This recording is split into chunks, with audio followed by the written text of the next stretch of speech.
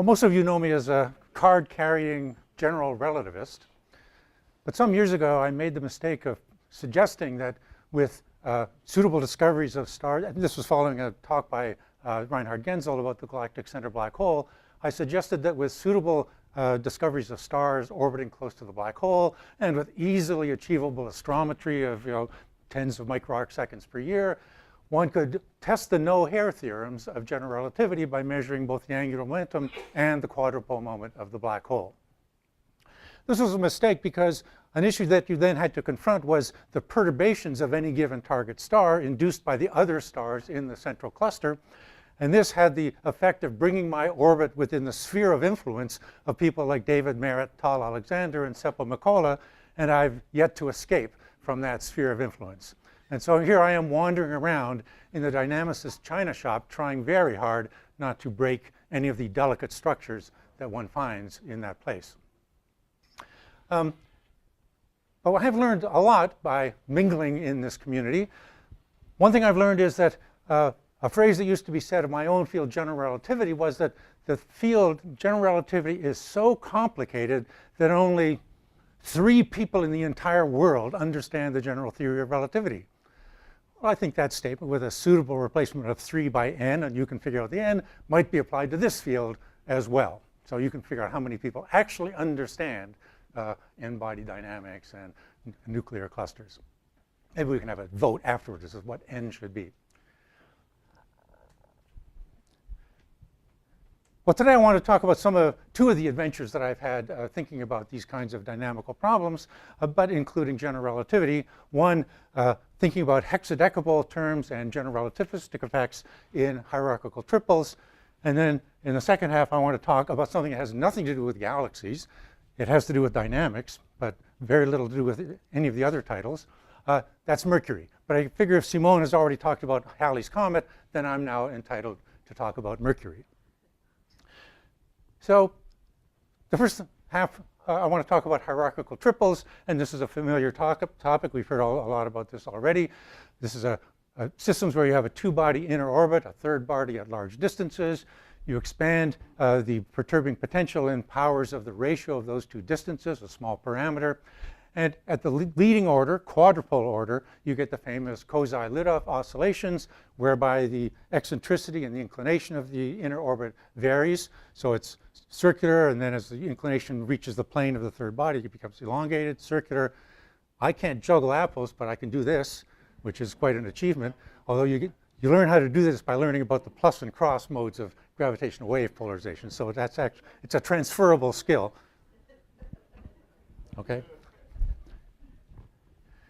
But of course, at quadrupole order, there's an approximately conserved quantity, the z component of the angular momentum, and so the inclination always migrates between fixed values and never goes beyond those values.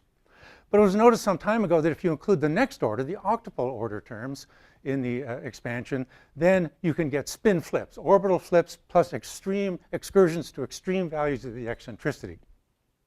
At that time, there was not a compelling astrophysical scenario where these effects might be interesting. But then in 2011, Smadar Knows and her collaborators noticed that in about 20% of exoplanet systems, there are Jupiters, hot Jupiters, orbiting very close to the sun in retrograde orbits, opposite to the rotation of the star. So how could that come about?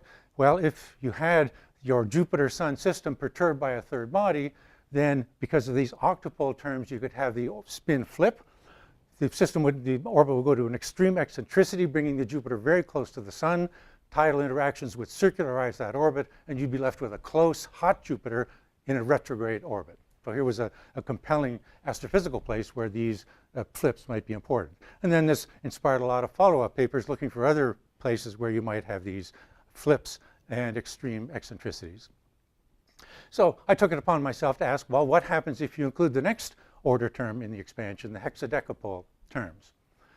So just from my upbringing at my mother's knee, I like to work directly with the equations of motion.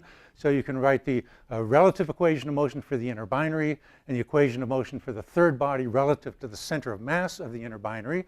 Expand the forces and powers of the ratio of the 2 distances. And you can just expand this to all orders. At in this counting, L equals 1 corresponds to the quadrupole terms, L equals 2 is octupole, L equals 3 is hexadecapole, L equals 4 is dotrio-quantupole order. Adrian Hammers told me yesterday he invented this term, but actually I found it on a Google search. So whatever Adrian did to invent it is the right set of concepts to get this name, and I'll let Adrian explain to you where all these pieces come from. 22. 32, right. So anyway, but that appears to be the official name for that order. So you set up the two orbits. Here you set up a reference system with the z component along the total angular momentum of the three-body system. That's conserved as long as you ignore gravitational radiation. And so you have the ascending node of the inner orbit and pericenter advance. The ascending orbit of the outer orbit is always in the opposite direction, just by definition of this setup, with its pericenter. An important angle is the angle between the two orbits, z. It's the sum of the two inclinations relative to the reference system. And then the other orbital elements, eccentricities and semi-major axes, can be worked out. You write down the Lagrange planetary equations, take the components of the perturbing acceleration, average over an orbit, do the double orbit average over both the inner orbit and the outer orbit to get the secular drifts of all the orbital elements. And then at octupole order, you get a system of equations like this. There are 4 dimensionless parameters in the problem: the ratio of the outer mass to the inner binary mass, the ratio of the semi-major axes, the dimensionless mass, reduced mass ratio, and the dimensionless mass difference factor. And so these are the quadrupole order terms, including perturbations of the inner orbit and of the outer orbit. And these produce, of course, the famous Kozai-Litoff oscillations in the limit, where you have a test body for your inner orbit so that the outer orbit is fixed. At octupole order, you get these expressions, and you know I come from post-Newtonian theory. We like to show expressions that get more and more complicated with smaller and smaller type as you go on. But the key point is that the octupole deviations are 1 higher power in epsilon, the ratio of the distances, but they depend on the mass difference. So for equal masses, there are no octupole effects. And these results agree with all the same analogous equations in Delaunay variables in the earlier papers. And then at hexadecapole order, you get stuff like this.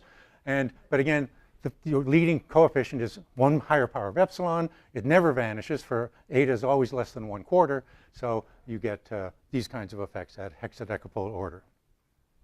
And so I then simply apply these equations to some of the studies that have been worked out in earlier papers, just to see on a case-by-case basis what the hexadecapole terms do.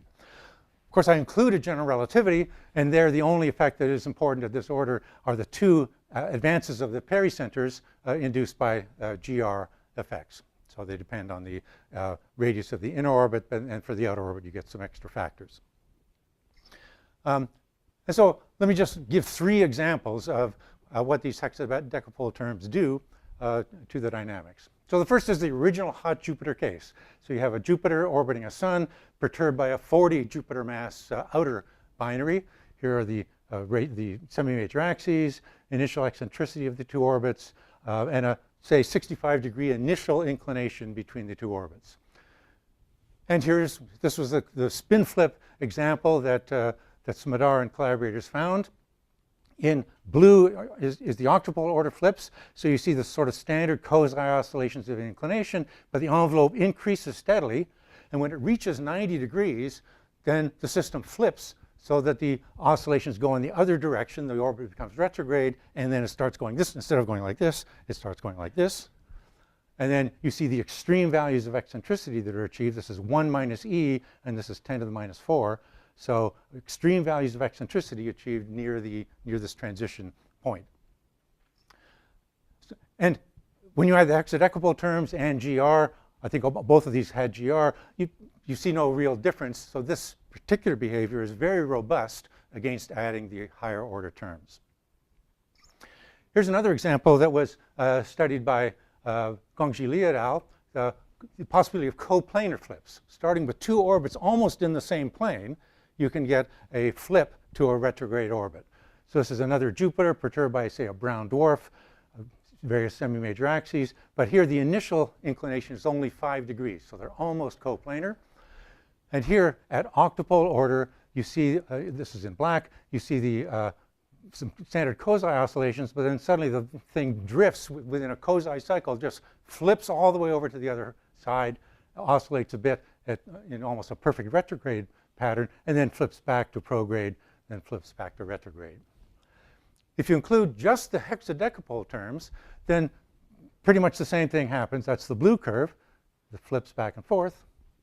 But now if you turn on general relativity, it's like an amateur high diver goes out to the board, bounces up a few times, but gets to the edge of the board and says, uh-oh, I'm not going to do this, and comes back down. This flip is killed by the inexorable drift that general relativity imposes on the pericenters. The key to these behaviors is this resonant behavior of the orientations of the orbits, but general relativity never lets that orbit stop precessing because it's a monotonic precession.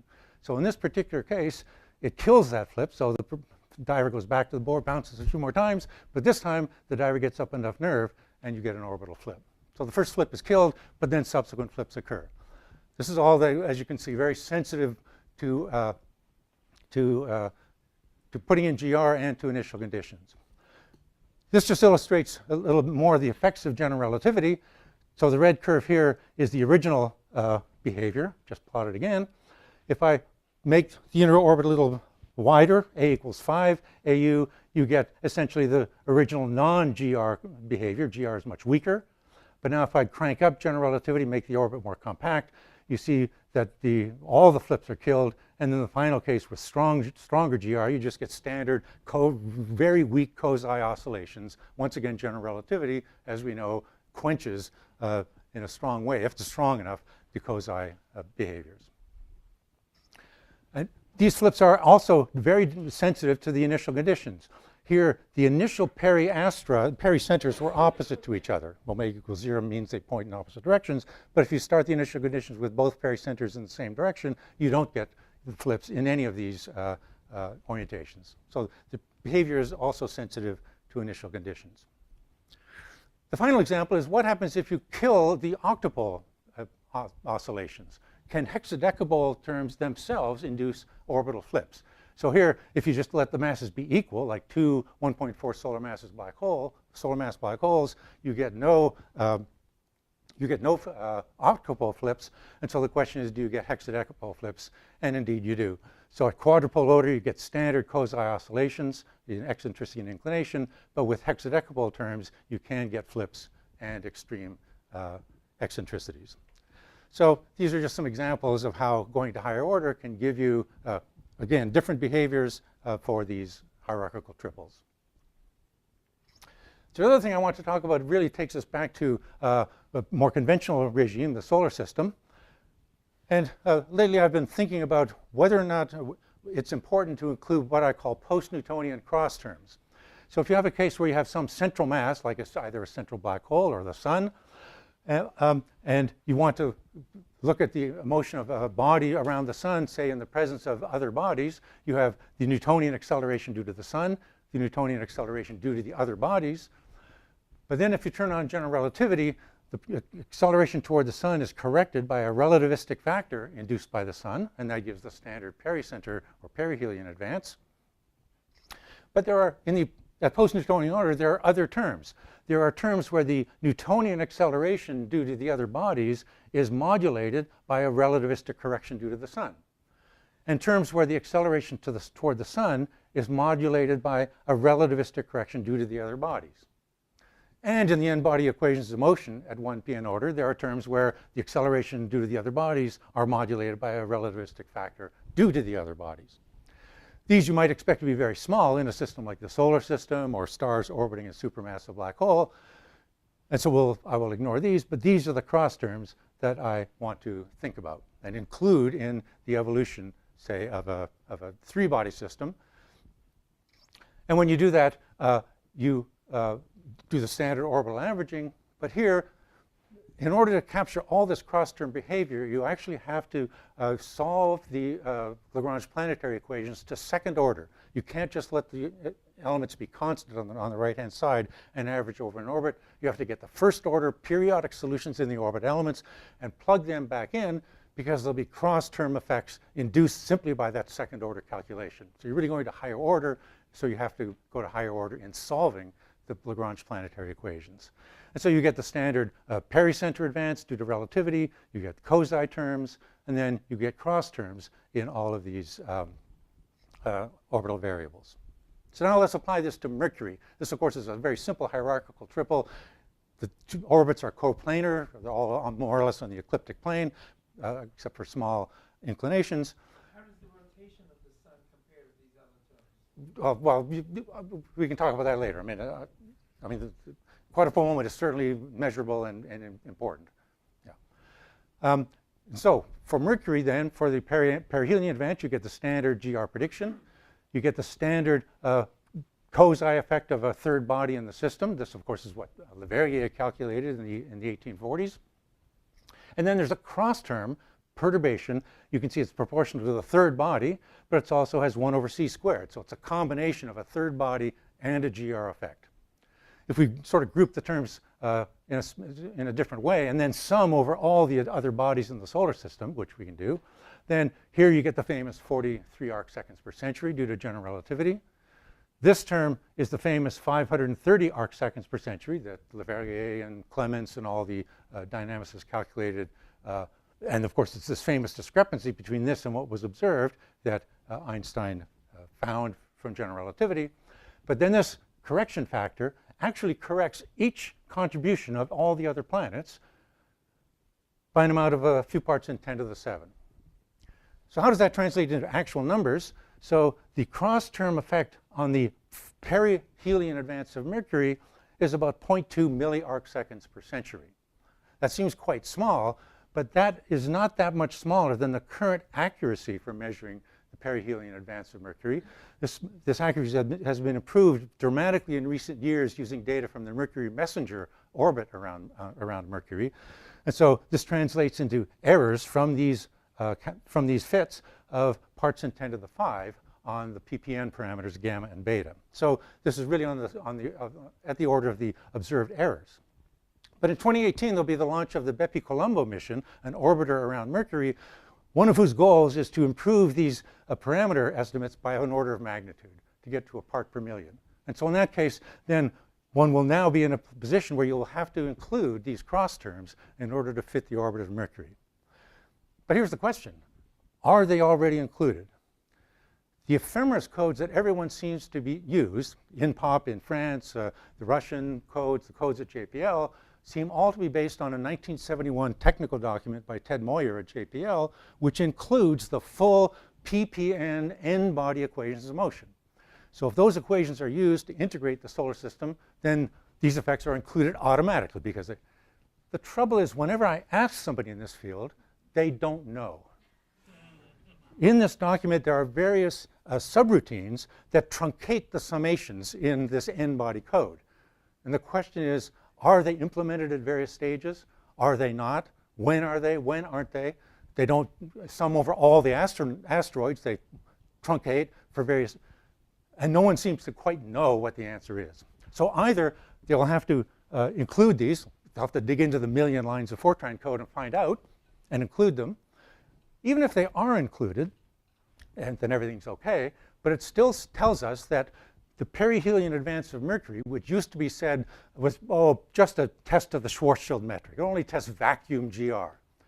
Well, that would be no longer true, because the fact that there's mass outside the sun, that mass in the form of planets induces relativistic effects that now actually have to be included when you want to talk about Mercury as a test of general relativity. So either way, I still plan to find out the answer to this question, but either way, it gives us an insight into higher order relativistic effects, or relativistic effects in these kinds of hierarchical triple problems. Thank you.